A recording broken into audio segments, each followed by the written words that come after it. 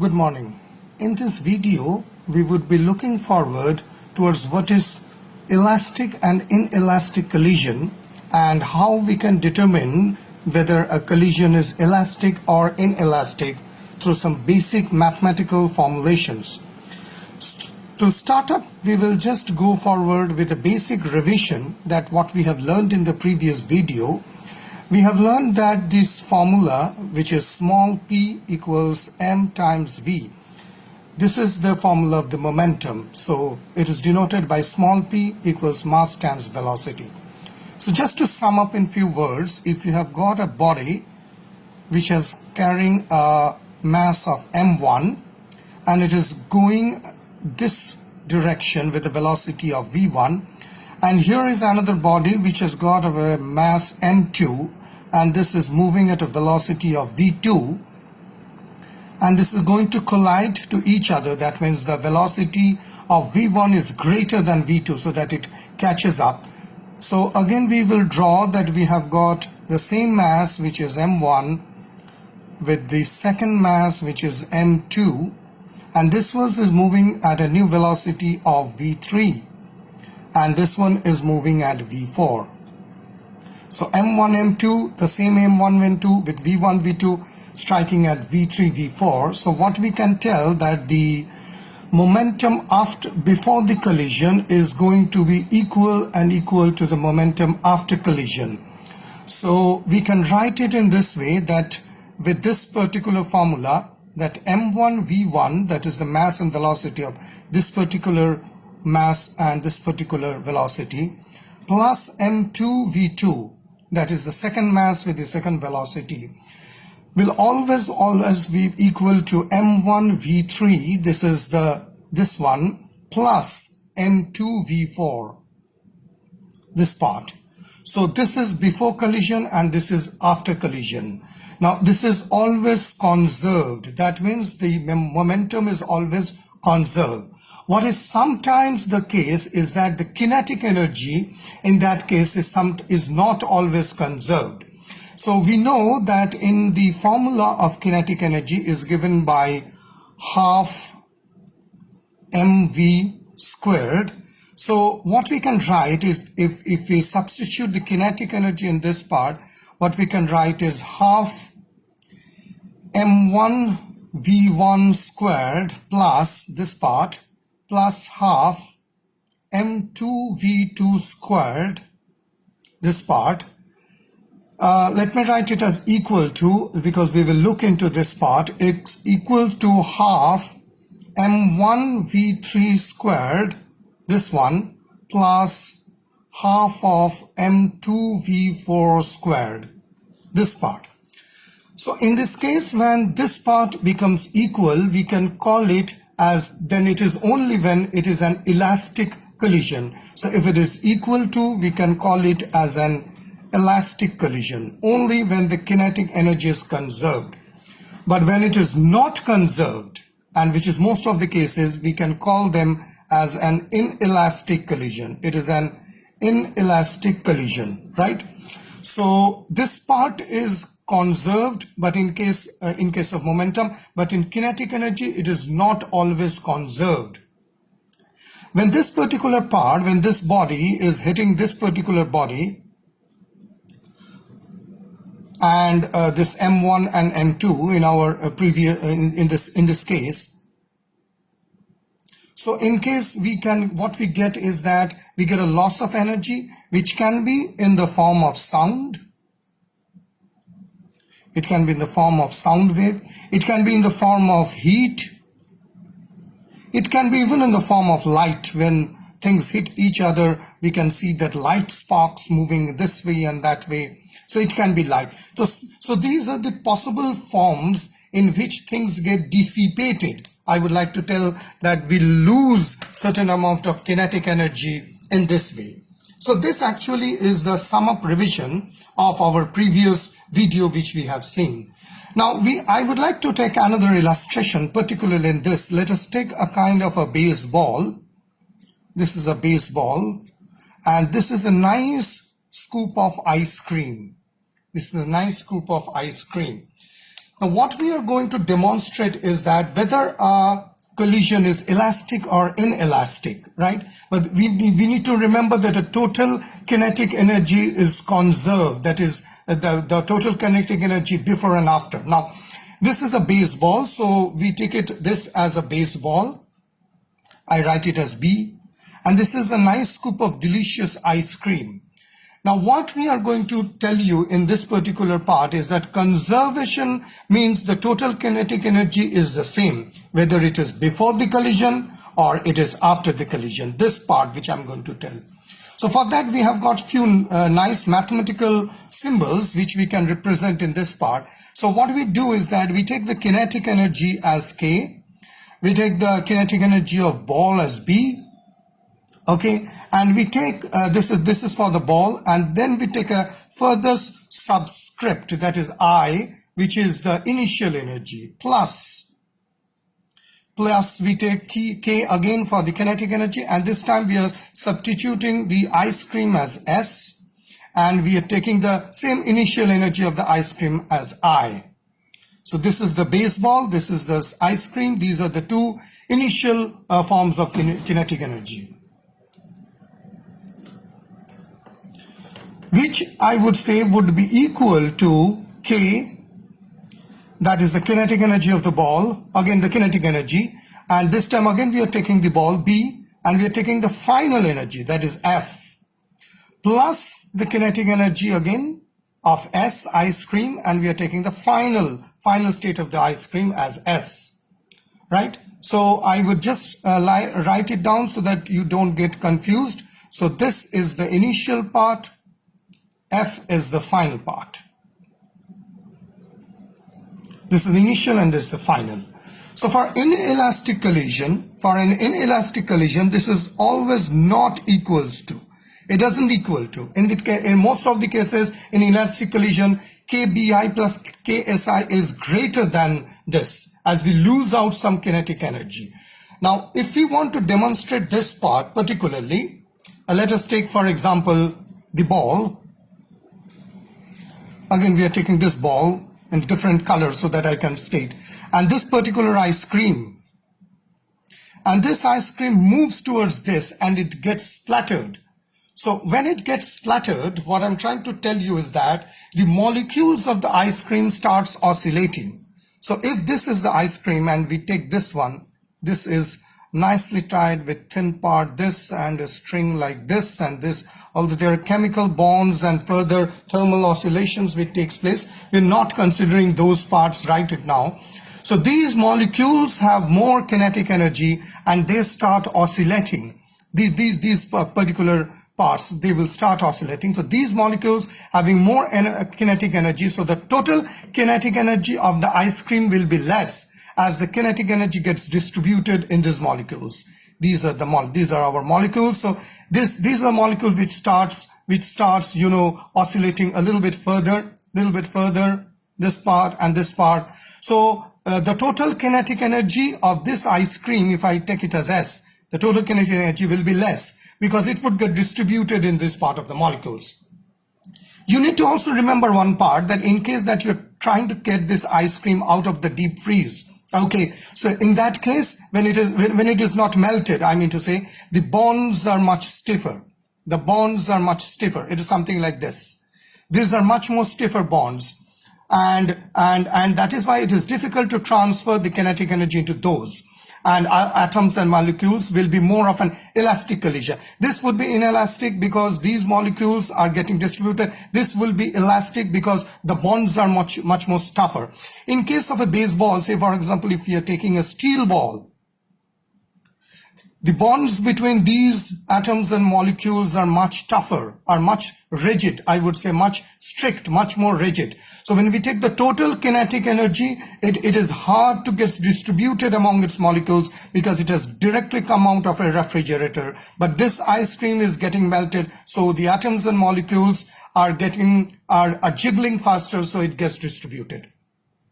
We also need to understand one thing, that when we are talking of kinetic energy, we are obviously talking of kinetic energy of the macroscopic object, not the microscopic objects of this atoms and molecules. We are talking of the larger, the macroscopic objects. After this, what I would like to tell you one more thing is that we need to understand one unit which is called a joule. This is 1 joule equals to 1 kg meter squared per second squared. This is the measurement. I will let you know why these joules come into the process and why we are taking this part. Now let us do the experiment where we have this ball. We'll just draw it this way. And then we have got this ice cream. We don't know whether it will be equal or unequal. So I'm just putting a kind of an equal to with a question mark because we don't know. And then we get the same baseball with followed by the ice cream. And we are getting the mass, which is already defined in here. So let me use a different color so that it becomes easier for you. So we measured this mass of this baseball as 0.65 kilograms. And this is around 0.45 kilograms. This remains the same as 0.65 kilograms. And this remains the same as 0.45 kilograms. So this is the mass of the ball. This is the mass of the ice cream. This ball is going in this direction at a speed of 10 meters per second. This ball is moving towards this way. So as we have learned in the earlier video, this is going to be a negative one. So we write it as minus 8 m per second. This ball after getting struck is moving in this direction at 1 meter per second. And this ball is moving in this direction at 5 meters per second. So this is the basic initial calculations, the initial values which are given over there. Now what we are going to do is that we already know this formula. So what we are going to do is just we are going to substitute those. So quickly what we find over here is that half of 0.65 kilograms, I write it as K, multiplied by 0, oh, I'm so sorry, it would be 10 meters per second. It's getting messy. Let me write it once more for you. So this would be half of 0.65 kilograms multiplied by 10 mem per second, which is the velocity in which this is moving, this part, right? This is squared, half mv squared, plus half of 0.45 kilograms, again this part, which is the ice cream, multiplied by 8 m per second, which is moving is the velocity, plus, let me see if I can just move this part so that it is visible to you. Yeah. Plus we write, this is 0.45 plus, it's a 0.45 multiplied by plus half. This would be 0.65. I'm so sorry. This is 0.65, this part. And half of 0.45, there's the mass of the ice cream. This is the mass of the ice cream multiplied by 5 m per second. 5 m per second squared. So this is half mv squared plus half mv squared.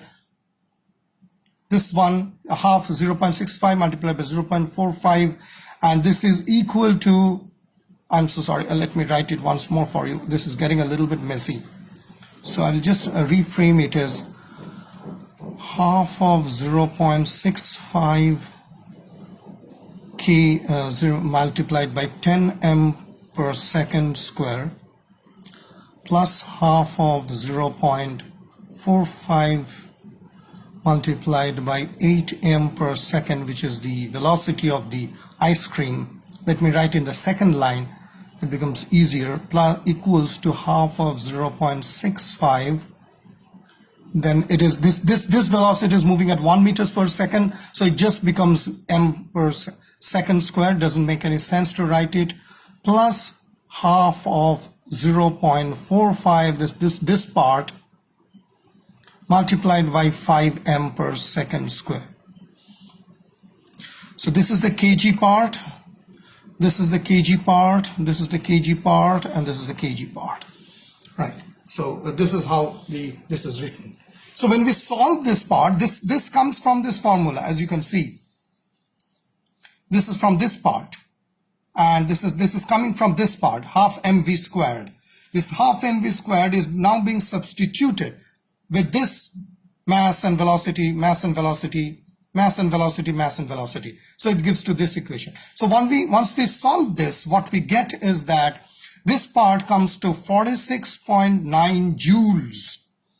As you see, I have pointed out joules is kg meter square second square. So exactly we get this on kg meter square second square. So we get 46.9 joules, which is coming from the value of the joules. Obviously is not and absolutely not equals to this part, which comes to 5.95 joules. So what do we get over here by solving those equations is that this part is 46.9 joules and this part is 5.95 joules. So we are losing quite a big amount of energy. So obviously this is considered to be an inelastic collision. This is considered to be an inelastic collision. Why? Because we are losing a quite amount of energy. This is 46.9 and it is 5.95. So where does this energy go? As we have mentioned it earlier, let me quickly point out it gets dissipated in the form of sound. It gets dissipated in the form of heat. It gets dissipated in the form of light. So these are the possible losses in terms of energy that we find out.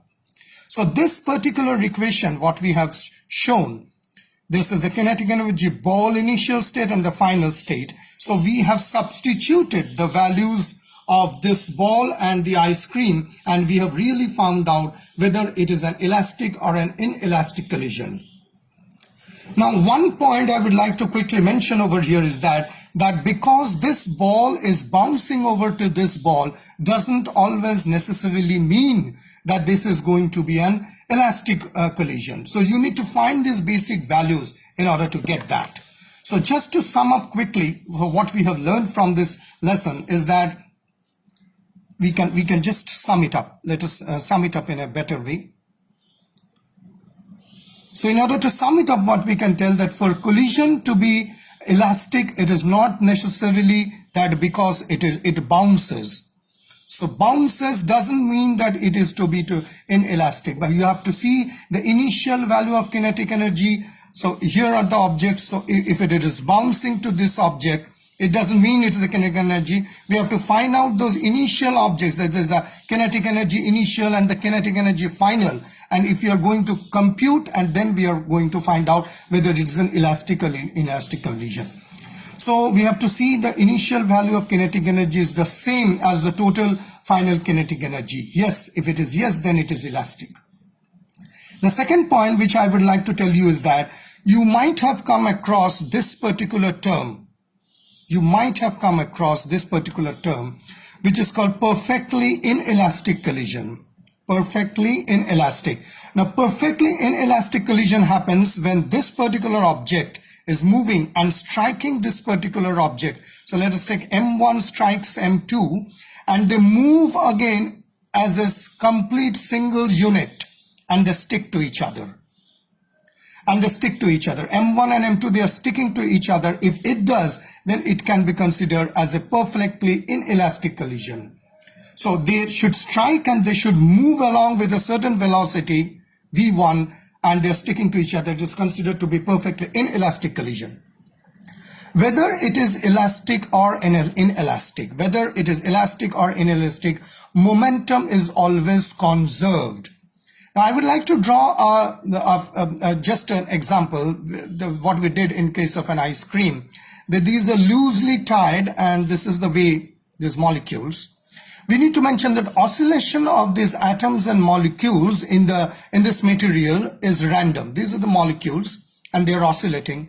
So so the total thermal energy gets distributed.